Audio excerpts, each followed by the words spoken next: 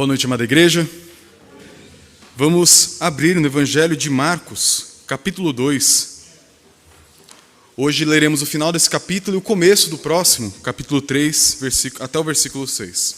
Então hoje Marcos 2, do 23 até o capítulo 3, versículo 6.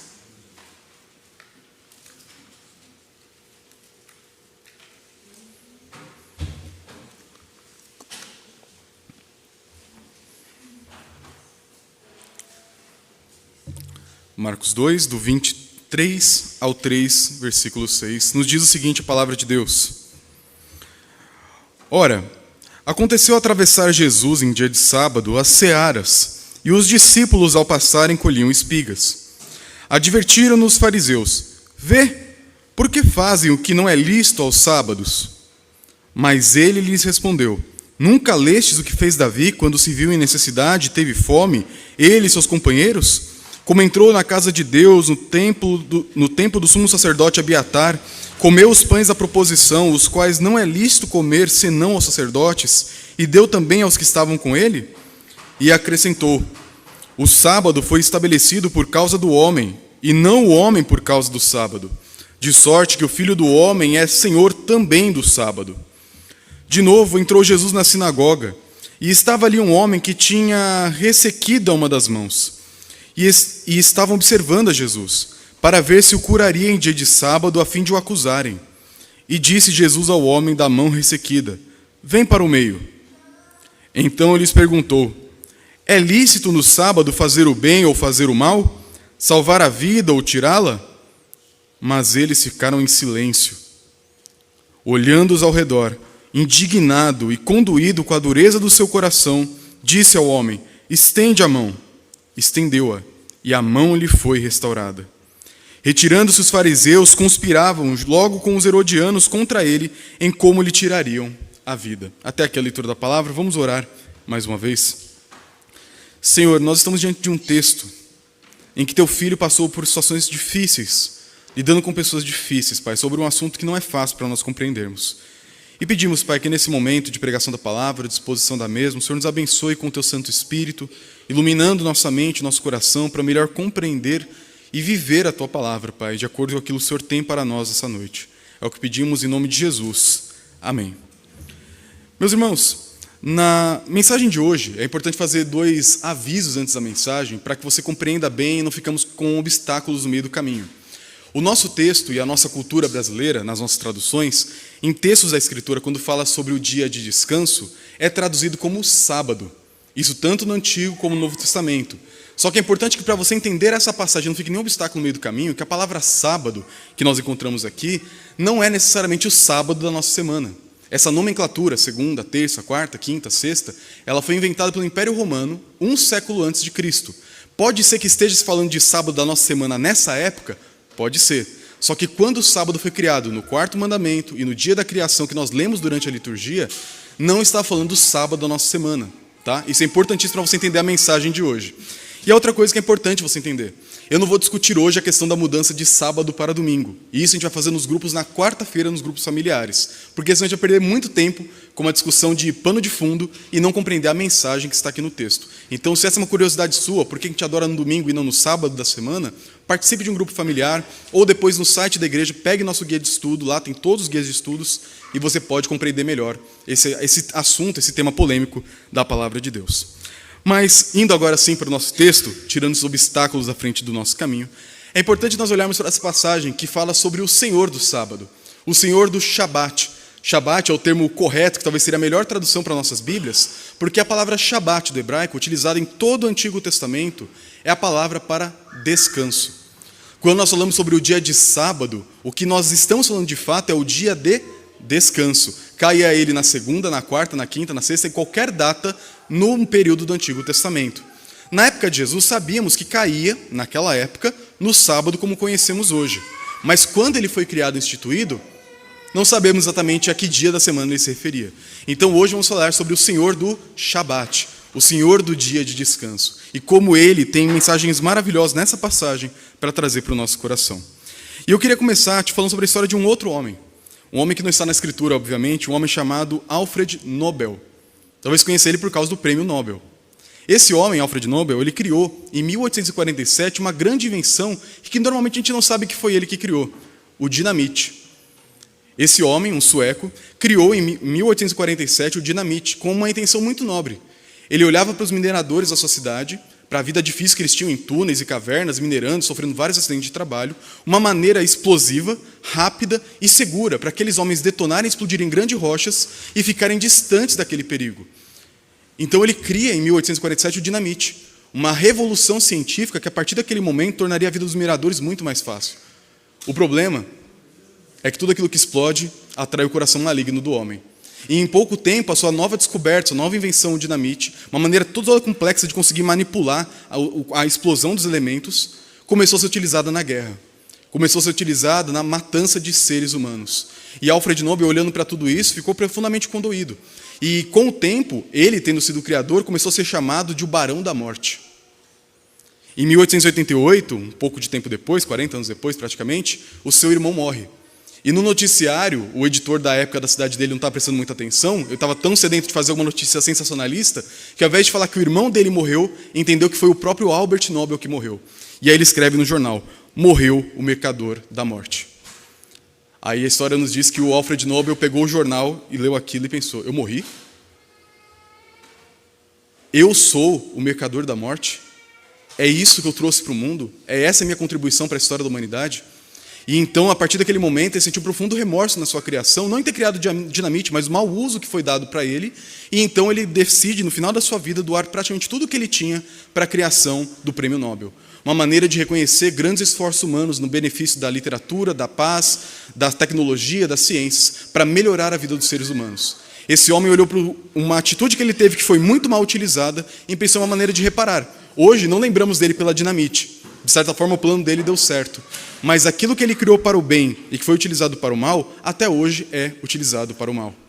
Esse texto, meus irmãos, que acabamos de ler, de Marcos capítulo 2, 23 até o 3, versículo 6, nos fala sobre algo muito parecido. Fala sobre algo que foi criado para ser algo bom, algo que foi criado com um propósito nobre, estamos aqui falando do dia de descanso, mas que com o tempo, a religiosidade humana, o pecado humano, foi se desvirtuando, a ponto de, na época de Cristo, ter perdido quase que completamente a sua essência. Vamos olhar então para como o Senhor, o Criador do dia de descanso, como que ele lida com esse dia de descanso tão mal utilizado, tão mal compreendido e tão pervertido em seus dias. Em primeiro lugar, meus irmãos, do versículo 23 ao 28, nós vamos conhecer aqui que o Shabat, o dia de descanso, ele é regulado pelo Senhor do Shabat.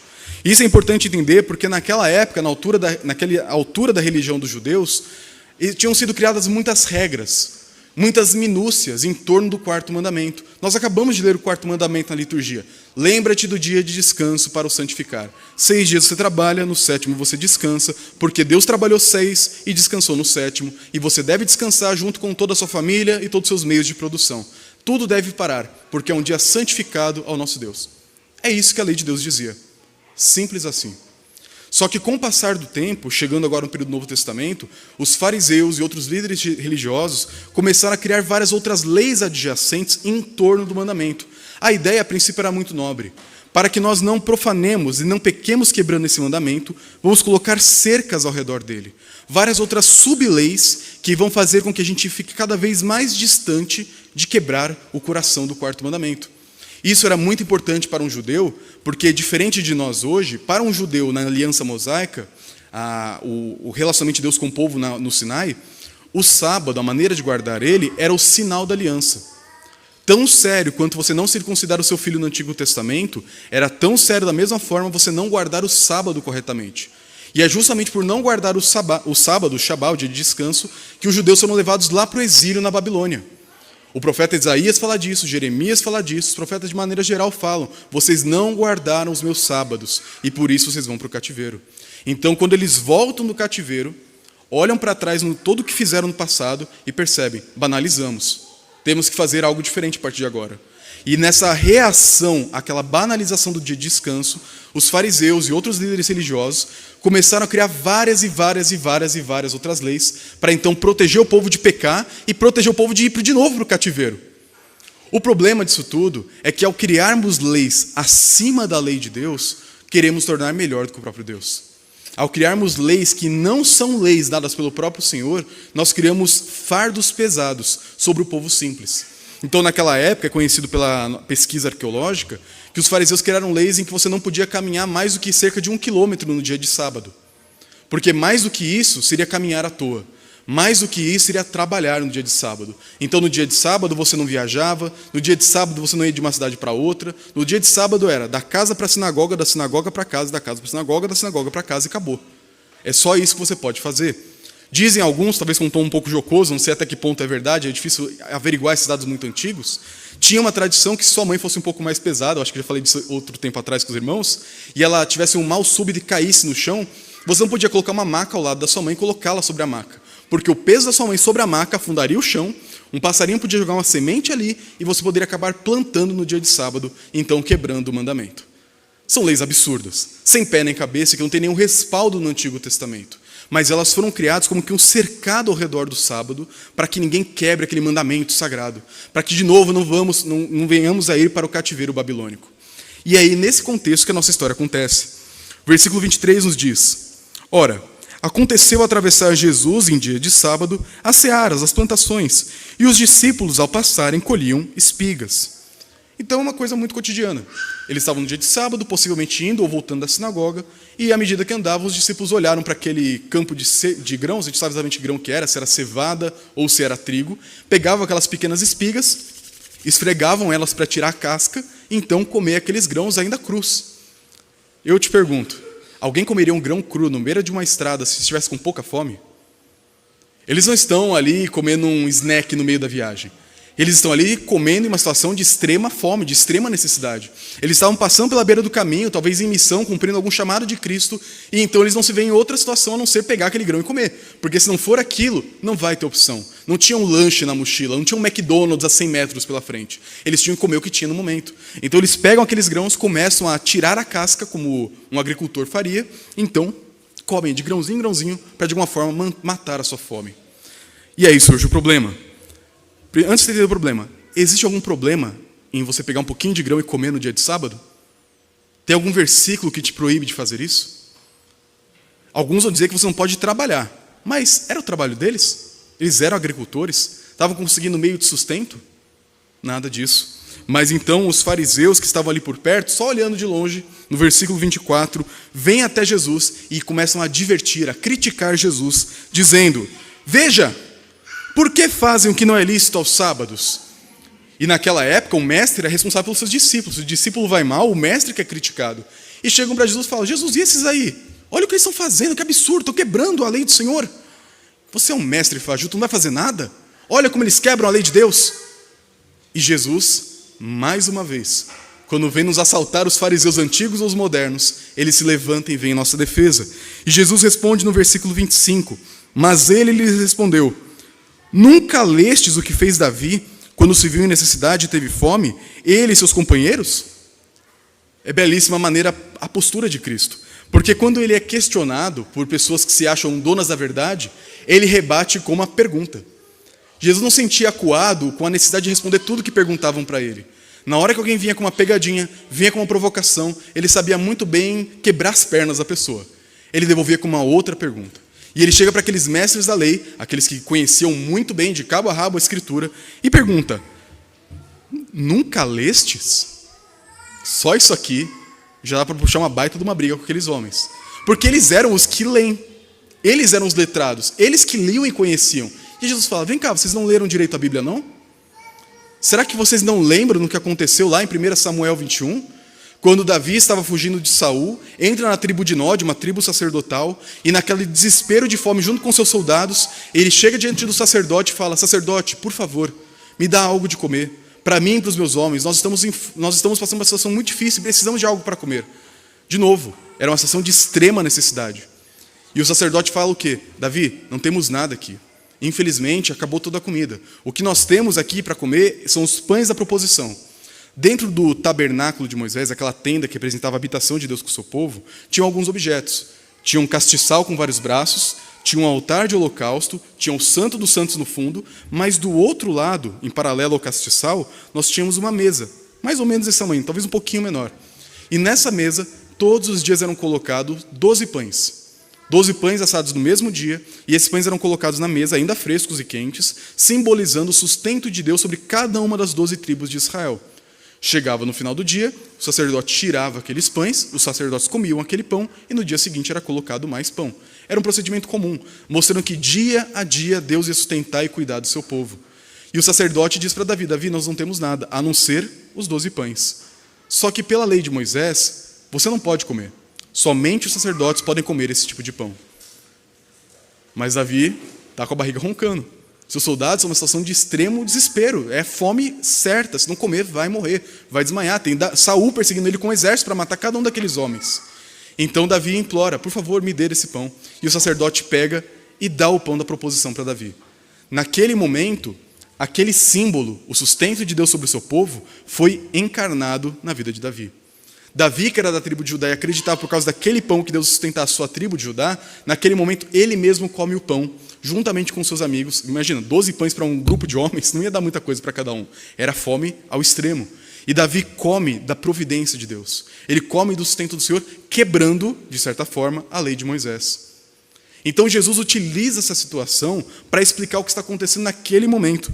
Ele fala: vocês não leram o que fez Davi quando se viu em necessidade, e aconteceu toda essa história? Como naquele momento, Deus deu para ele, através do sacerdote, os próprios pães da proposição? Será que vocês não entenderam o que a lei estava dizendo? E o ponto aqui é muito claro. Entre vida e morte e um preceito cerimonial religioso, prevalece a vida. Numa situação de extremo desespero, de extrema necessidade, um rito sacerdotal e a vida entra em primeiro lugar. Não é por causa disso que nós vamos banalizar as regras que temos. Nós devemos banalizar a nossa religião e nossa maneira de desenvolver com o Senhor. Mas, entre vida e morte, e obedecer um preceito estético religioso, prevalece a vida. E nesse momento, então, Jesus utiliza essa história para mostrar que o que está acontecendo aqui é algo semelhante. Ele é o novo Davi. Ele é o novo Davi que, junto com seus soldados, que agora não pregam com espadas, mas com a palavra de Deus que sai de suas bocas, estão em necessidade. E nesse momento importa cuidar da vida do que seguir um preceito religioso da lei mosaica. Não é que a lei não tem valor, mas entre viver e morrer e a lei, viver e morrer vem em primeiro lugar. Então Jesus utiliza isso, então ele faz duas afirmações ousadíssimas para aquela época. Ele vai dizer o seguinte no versículo 27, e acrescentou: o sábado, o dia de descanso, foi estabelecido por causa do homem, e não o homem por causa do sábado. O que Jesus está nos trazendo com essa palavra, com essa afirmação tão séria, é que Deus não quer que as coisas sejam invertidas. Quando Deus criou o mundo, Ele cria cada coisa no devido lugar. No primeiro dia, luz e trevas. Segundo dia, sol, os céus e os mares. No terceiro dia, terra seca. Depois, no quarto dia, em paralelo ao primeiro, Ele cria quem vai morar no primeiro dia. O sol, a lua e as estrelas. No segundo dia que Ele criou os céus e mares, Ele cria no quinto dia, em paralelo, os seres que voam e os seres que nadam. No sexto dia, quando Ele cria a terra, no terceiro dia, quando Ele cria a terra, Ele cria em paralelo, no sexto, o homem e os animais terrestres. Deus fez tudo com ordem, tudo com proporção, cada coisa no seu devido lugar, de forma belamente arranjada. E o sétimo dia? Ele veio como aquela cereja em cima do bolo, mostrando a bênção de Deus agora sobre todo aquele mundo criado. O sétimo dia, como lemos em Gênesis 2, versículo 1 ao 3, ele foi dado ao homem, foi dado à criação, como um dia de santificação, como um dia de descanso no Senhor. Então Jesus está chamando aqueles homens que se diziam tão conhecedores a rever o que entendiam, porque eles estavam lendo a Bíblia mal. E ler a Bíblia de forma errada, de forma equivocada, traz morte. Isso não só para aquela época, para os dias de hoje. Muitas pessoas hoje leem mal as suas Bíblias, tiram conclusões precipitadas e seguem por caminhos errados por má interpretação bíblica. E por vezes não prejudicam não somente a si mesmo, mas também os seus filhos, seus discípulos, suas igrejas. Porque compreendem mal a palavra do Senhor, compreender mal a Bíblia traz morte.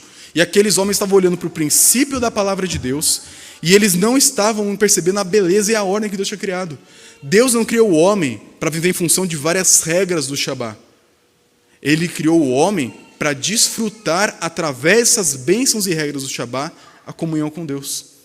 Então, quando Jesus diz, o sábado foi estabelecido por causa do homem, e não o homem por causa do sábado, ele está chamando aqueles homens para acordar, para olhar para a palavra de Deus e entender o princípio. O dia de descanso, no Antigo Testamento, fazia o povo olhar para trás e perceber, temos um Deus Criador. Ele criou tudo de maneira poderosa e soberana. Colocou cada coisa no devido lugar, fazendo a sua função. E no 7º dia, ele se assenta como rei e governa sobre toda a criação. Por isso eu posso descansar. Eu tenho um Deus que reina sobre tudo, que cuida de tudo. Por isso, no 7º dia, eu não vou trabalhar. Eu vou descansar, porque Deus vai cuidar de mim. Quando chega em Êxodo, na entrega da lei de Moisés, nós temos ali um acréscimo, agora, ao 4º mandamento. No começo era olhar para trás e descansar com confiança. Agora, no 4º mandamento, Deus diz para o povo: vocês devem, nesse dia que vocês descansam, não trabalhar. É quase que uma conclusão lógica. Se você confia de fato que Deus vai te sustentar, no dia de descanso, não trabalhe.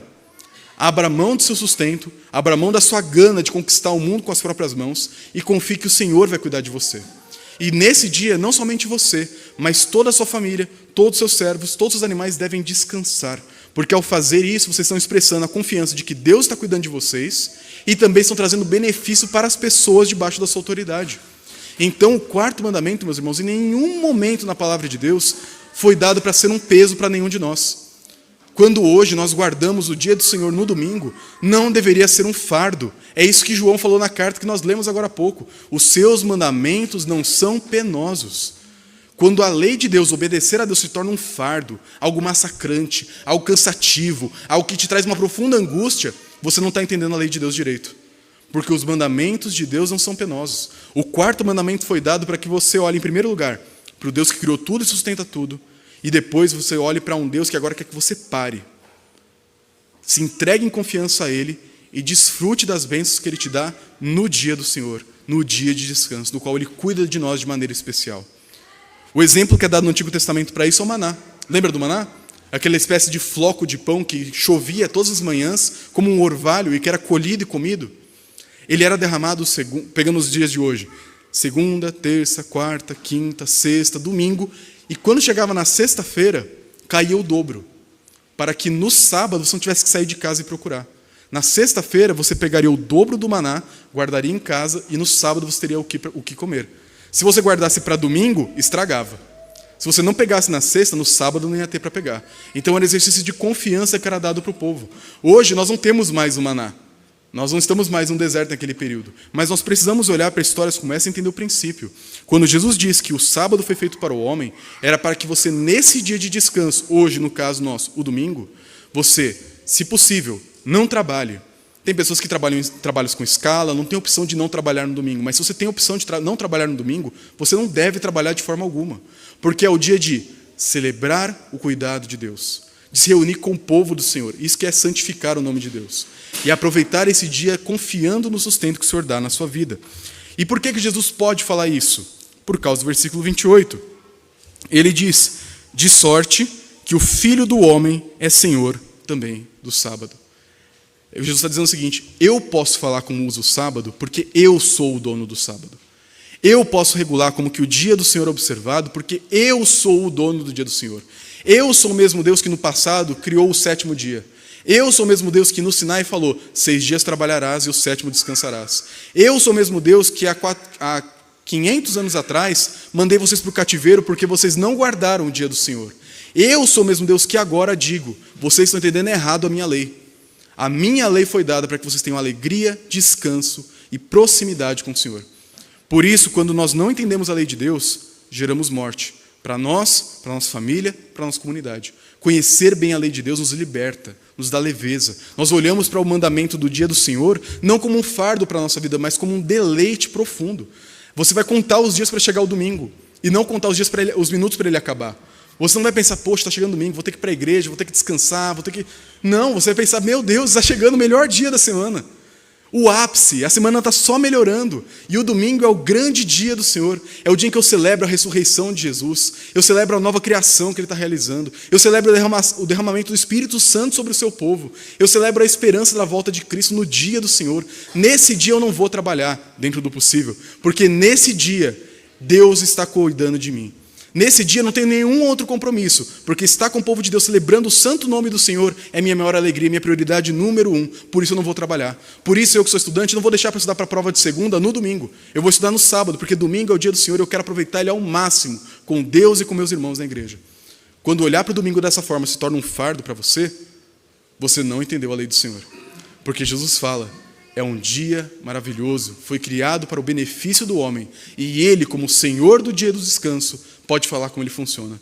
E por isso nós devemos ouvir a voz de Jesus Cristo. Ele é o Filho do homem. Ele é aquele que tem autoridade para regular, governar e falar como as coisas funcionam. Por isso, agora nós temos o segundo episódio, e com ele nós terminamos a mensagem de hoje. No capítulo 3, versículos 1 a 6, nós temos agora um outro sábado, no qual Jesus vai para a sinagoga. E agora o embate continua. Parece que aqueles fariseus desse sábado anterior não se conformaram com a resposta que foi dada. Eles querem uma revanche. E no capítulo 3 nós lemos o seguinte: de novo, entrou Jesus na sinagoga, e estava ali um homem que tinha ressequida uma das mãos. E estavam observando a Jesus, para ver se o curaria em dia de sábado, a fim de o acusarem. Eles não entenderam. Eles não aceitaram o senhorio de Jesus sobre o dia do Senhor, sobre o dia de descanso.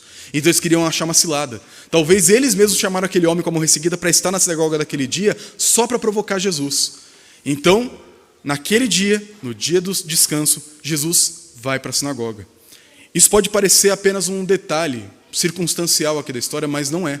Jesus ia na sinagoga todo sábado, porque ele entendia que esse era o dia de celebração, é o dia de santificação. E por isso Jesus sempre ia na sinagoga nos sábados. Ele, sendo Deus, guardava o dia de celebração do santo nome do Senhor. Ele, sendo Deus, não faltava na igreja da época dele. Ele sempre ia cultuar o Senhor nas sinagogas, mesmo tendo uma cilada armada para ele lá. Ele ia do mesmo jeito. E a gente não quer ir na igreja por causa de um fulano, do Beltrano, que não vai muito com a nossa cara. Jesus foi numa sinagoga cheia de fariseu, que queria matar ele. E ele vai do mesmo jeito, porque o compromisso dele com o Senhor, de estar na casa do Senhor, cultuando o Senhor na sinagoga, era a prioridade número 1. Hoje, nós estamos na igreja, no dia do Senhor. E nós não devemos colocar isso como prioridade número 2, jamais, no dia de domingo. Então, Jesus está lá. A situação está armada. Trouxeram um homem com a mão ressequida. Aqui é a ideia de um homem com a musculatura atrofiada. Talvez a mão dele fosse toda fechada, encolhida e magra, fina, só o osso e a pele. Esse homem talvez ficasse assim por muito tempo, simbolizando, de certa forma, para a mente judaica, a sua impureza. A morte que está consumindo o seu corpo. E aquele homem que agora está sem uma de suas mãos para utilizar, vai para a igreja, vai para a sinagoga, possivelmente talvez escondendo, por vergonha, a sua mão toda ressequida e necrosada. E ele chega naquele momento com vergonha, e aquele homem é olhado por Jesus. Jesus não passa indiferente para a dor daquele homem. E ele faz o seguinte, versículo 3, e disse Jesus ao homem da mão ressequida: vem para o meio. Imagina o constrangimento daquele homem. Jesus constrange às vezes a gente, mas é para o nosso bem. Chama aquele homem para o meio da sinagoga, que normalmente era sentado em formato de U. Aquele homem chega no meio, todo mundo começa a olhar para ele e reparam na sua mão toda atrofiada. Reparam naquele motivo que talvez para ele fosse de vergonha, de exclusão social, mas aquele homem está ali no meio. E quando Jesus chama aquele homem, ele faz uma pergunta para quem estava ali perto. Jesus toma o púlpito, que estava sendo dominado pelos fariseus, e agora é ele que vai ensinar os fariseus. E os judeus ensinavam por meio de perguntas, então ele está realmente fazendo isso. E ele pergunta: é lícito nos sábados, no dia de descanso, fazer o bem ou fazer o mal? Pode no dia de sábado fazer o bem ou fazer o mal? E eles responderiam: sim, você tem que fazer o bem e não fazer o mal. É um dia em que você tem que fazer escolhas morais e decidir fazer o que é correto. Ok? Salvar a vida ou tirá-la? É um dia em que a gente pode fazer isso? E aí eles, no coração, vão responder: claro que sim. Se meu filho estiver doente, eu tenho que levar ele no hospital, vou ter que dar um jeito no sábado. Se minha ovelha estiver caído num buraco no sábado, eu vou ter que tirá-la de lá. Se uma emergência acontecer, eu vou ter que fazer por onde no dia de sábado? Essa seria a resposta natural e óbvia daqueles homens. Mas perceba qual foi a resposta que eles deram. Final do versículo 4. Mas eles ficaram em silêncio. A resposta para essas perguntas é óbvia. Sabe aquela resposta que a gente pergunta, a pessoa já ficar assim querendo falar? Esses homens, eles negaram a obviedade, eles negaram o essencial, negaram a misericórdia com o seu silêncio. Eles preferiam ficar calados, não responder a resposta mais óbvia e correta que tinha, porque eles não estavam preocupados com aquele homem. Aquele homem que talvez eles trouxeram para armar aquela cilada para Jesus, era apenas um instrumento nas mãos deles. Eles olhavam para aquele indivíduo como um objeto para fazer Jesus tropeçar. É uma forca para pendurar Jesus. É isso que aquele homem é. Mas para Jesus, aquele homem era amado. Jesus olha para aquele homem e olha para aquela resposta silenciosa dos fariseus, que não queria dar o braço e torcer, e olha a reação de Jesus, versículo 5. Olhando-os ao redor. Jesus pergunta, talvez ele tenha pensado que ficasse aquela coisa: estão pensando. E Jesus fica assim.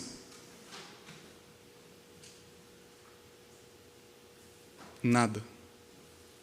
Nenhum para fazer: eu acho, Jesus, nada. Um silêncio proposital. Um silêncio indiferente. Um silêncio que usava aquele homem como objeto. Um silêncio que não estava preocupado em agradar ao Senhor. Um silêncio que estava preocupado em fazer uma média com seus pares e defender a causa dos fariseus. É um silêncio de temor de homens, um silêncio pecaminoso. E Jesus olha para aqueles homens, não vê nenhuma resposta. E o texto diz, indignado e condoído com a dureza do seu coração, disse ao homem, estende a mão. E aquele homem imediatamente estica a sua mão e a mão foi restaurada. A carne voltou, o sangue voltou a circular, a pele voltou a ficar saudável, a sua mão foi restituída. Com uma simples palavra de Jesus Cristo. Jesus não se preocupa com a opinião dos homens. Ele não se preocupa em agradar os mestres fariseus que poderiam trazer muito prestígio para ele. É muito comum, até mesmo no nosso meio hoje, você sempre depender de pessoas mais famosas para fazer você crescer e se destacar. Jesus fizesse uma média com os líderes, rapidinho eles podiam falar, olha, tem um rapaz prodígio aí, um tal de Jesus de Nazaré, grande mestre, um ensino excelente, saudável, de acordo com o nosso sistema de conduta. Jesus podia alcançar a fama rapidinho com aqueles homens, mas ele não está nem aí. A preocupação de Jesus é fazer o que é correto, é agradar o coração do Pai. Então, quando ele vê aquele homem em uma situação miserável, sendo usado pelos outros, uma situação deplorável, ele chama para o meio e cura aquele homem. E qual é a reação daqueles homens? Eu não sei se você, mas se isso acontecesse aqui agora, a gente que é presbiteriano não tem costume, a gente ia gritar um glória a Deus, um aleluia, a gente ia abraçar e começar a louvar o Senhor, porque é uma coisa maravilhosa que está acontecendo. Até mesmo não sendo nosso costume, a gente faria isso, acredito eu. Mas aqueles homens, versículo 6, se retiraram e conspiravam com os herodianos. Juntou a seita mais rigorosa da religião com aqueles que mesclavam religião com política. É como se fossem os bolsonaristas ou lulistas da época. Religiosos. Juntou o povo que nunca se juntaria. Um fariseu nunca se juntaria com o herodiano. Eles eram realmente críticos ao Herodes. Mas para matar Jesus, vale qualquer coisa. Para matar Jesus, vale usar um homem. Para matar Jesus, vale ficar em silêncio diante da injustiça. Para matar Jesus, vale me juntar com quem eu odeio. Porque o que importa é matar esse maldito que não segue os nossos costumes e quer nos ensinar o que é a lei do Senhor. Isso que vale para um fariseu. Isso que importava no coração deles. E essa última parte do texto nos mostra como que Jesus não se importa com os costumes humanos. Jesus não se importa com a maldade humana. Ele vai e combate. Ele veio para trazer um tempo diferente. Por isso, aquilo que Jesus está fazendo não é uma quebra da lei de Moisés. O que Jesus está quebrando é a tradição dos homens e fazendo a lei de Deus vingar nesse mundo. Ele, como israelita perfeito, ele veio naquele momento da história para restaurar o seu tesouro, que foi corrompido pelos homens. Lembram do Albert Nobel, o criador da dinamite? Ele nunca teve como reparar o seu erro. Ele, por mais talvez tentasse explicar nos jornais, olha, eu não criei isso para guerra, eu criei isso para salvar os mineradores, para dar mais qualidade de vida para eles. Por mais que ele explicasse, nada ia mudar o mau uso que a dinamite tomou na história. Mas Jesus, o criador do dia do Senhor, ele entra no tempo, se encarna, filho da mulher, debaixo da lei, e vem a esse mundo, como Paulo diz em Gálatas 4,4, na plenitude dos tempos, para cumprir a lei, para corrigir o que está deturpado. Ele vê o seu precioso tesouro, o dia de descanso, sendo mal utilizado e deturpado, e ele fala, não é assim. Eu sou o Senhor do sábado. O sábado não foi feito para ser usado assim, ele foi feito para ser usado assado. O sábado é dia de fazer misericórdia. O sábado é de mostrar para esse mundo caído que existe um Deus que cuida da sua criação. E ele vai restaurar todas as coisas. O sábado, desde Gênesis, passado por Êxodo e todo o Antigo Testamento, e essa passagem aqui está apontando para o último dia, quando Deus vai restaurar todas as coisas. Quando vai chegar o descanso eterno, onde essa terra será transformada, as doenças serão extirpadas, o pecado será apagado, e só haverá bem-aventurança do lado do Senhor. O quarto mandamento não é um mandamento só de regrinhas semanais. Ele é um mandamento que te aponta para a redenção final. Então, quando Jesus vem a esse mundo, ele pega aquela beleza que os homens deturparam e coloca no seu devido lugar. O dia de descanso não passou com a morte de Cristo. Ele permanece até hoje. O Novo Testamento inteiro fala sobre o santo dia do Senhor. João se encontrou em espírito no dia do Senhor. E é nesse dia que nós fazemos 3 coisas. E com isso eu quero terminar essa mensagem. O que eu tenho que fazer com isso tudo que eu ouvi? Em primeiro, e antes de qualquer outra aplicação menor, se maravilhe com Jesus. Nós temos um Jesus que é o Senhor da lei. Ele regula a lei de Moisés. Ele fala como interpretar. Ele fala o que é certo e o que é errado, porque ele é o mestre supremo, o rabino supremo. Ele tem essa autoridade porque ele é o filho do homem. Jesus, quando viu seus discípulos sendo acusados, veio em defesa deles. Jesus, quando viu aquele homem sendo utilizado para fazer uma cilada contra ele, ele não se importou e cuidou daquele homem. Jesus é esse mestre bondoso, compassivo, que obedece à lei e cuida de cada um de nós. Que professor que você tem? Quem é o seu mestre? Quem é o seu líder? Quem é aquele que te defende? Se não for Jesus Cristo, você é o mais infeliz dessa terra. Porque ter Jesus como nosso Senhor, aquele que vai cuidar de nós, defender dos lobos vorazes, é a maior bênção que você tem. E esse Senhor, que protege cada um de nós, nos mostra a partir dessa passagem, como então que eu lido com o dia de descanso. De 3 maneiras bem simples. Primeiro, santificando. O que é santificar o dia de descanso, o Shabá? É você separar esse dia como um dia especial. Santificar é separar do uso comum para um uso especial, como faremos agora na ceia do Senhor. Eu já vou falar daqui a pouco. É pão, só pão. Não vira corpo material, como os católicos creem. É vinho, suco de uva, mas não se torna o sangue literalmente como os católicos creem. Nós cremos que eles são símbolos e que ao participar desses símbolos nós somos nutridos espiritualmente pelo próprio Senhor Jesus Cristo.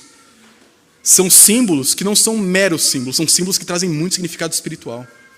E esses elementos são separados do uso comum para a ceia do Senhor. Por isso que na oração, antes de participar, nós consagramos os elementos para um uso especial. Então, como que eu guardo o dia do Senhor? Santificando. Trate o domingo como um dia especial, um dia de estar na igreja com seus irmãos, um dia de cultuar o Senhor, um dia de descansar de tudo aquilo que você tenta fazer para salvar e confiar no que Cristo fez por você na cruz. É um dia de você separar toda a sua vida para dedicá-la inteiramente a Deus, essas 24 horas que Ele te pede semanalmente para adorar o seu nome. Além disso, o dia de descanso ele foi dado para você descansar. Nós vivemos uma sociedade frenética. A gente trabalha muito mais do que qualquer outra época da história da humanidade. Nós trabalhamos em condições extremas. Trabalhamos no trabalho, trabalhamos em home office, trabalhamos no celular, trabalhamos no transporte público, trabalhamos 24 horas praticamente, que a mente não para de trabalhar.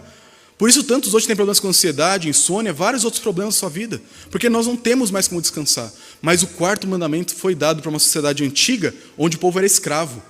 Deus deu o 4º mandamento para que os escravos aprendessem a descansar. A sua vida não é só produzir, a sua vida é cultuar o Senhor também. O 4º mandamento é dado para nós hoje, para que você aprenda a parar, pelo menos um dia na semana, no domingo, dia do Senhor, e descansar o seu corpo. É dia para você dormir bem, é dia para você descansar, é dia para você ter tempo de qualidade com a sua família, é dia para você ter tempo aqui na igreja, descansando e aprendendo mais o Senhor. É dia de confiar e descansar, porque alguém está cuidando de você. Por isso, você tem cuidado do domingo dessa forma, o dia do Senhor dessa forma? É um dia de alegria, é um dia de descanso, é um dia de recarregar as baterias para então poder viver a vida que Deus tem para você. E por fim, é um dia de trabalhar. Ué, é para descansar ou para trabalhar? As duas coisas. É para você descansar do seu trabalho, mas é para você trabalhar o trabalho do Messias. Nós somos o povo que agora faz como Jesus fez. Nós vamos agora nos domingos trabalhar para o Senhor. É o dia em que eu vou dedicar a minha atenção, o meu tempo, a minha saúde para as coisas do Senhor. Se eu tiver que agir em misericórdia para alguém que está com a mão ressequida, eu vou agir. Se eu vejo alguém passando fome, eu vou cuidar. Se eu vejo um filho doente, eu vou tratar do meu filho doente. Nós vamos cuidar dos que precisam ser cuidados, porque nós estamos fazendo a obra do Messias, e o Messias veio para restaurar todas as coisas. Então, no domingo, se você tiver a oportunidade de fazer o bem a alguém, faça, porque isso também é a obra do Messias através de você. O domingo é um dia de descansar do nosso trabalho, descansar da nossa vida e viver a vida e trabalhar o trabalho que Jesus tem para cada um de nós, o trabalho do Messias, que está trazendo a nova criação para esse mundo e que um dia vai dominar completamente a face da terra, como as águas cobrem o mar. Por isso, vamos celebrar, vamos participar do dia do Senhor com atenção. Ele já está acabando, nós temos só mais algumas horas esse dia para fazer isso. Por isso, vamos terminar esse dia unidos aqui, adorando o Senhor, participando da ceia do Senhor, ouvindo nossos irmãos do coral, encerrando então o culto dessa noite. Mas antes disso, vamos orar. Senhor, nós te pedimos, nos abençoa nesse dia.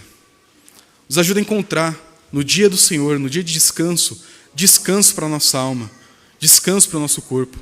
Eu te peço, Pai, para aqueles irmãos que estão viciados no trabalho, consumidos pelo trabalho, pela fadiga, falta de descanso mental, espiritual e física.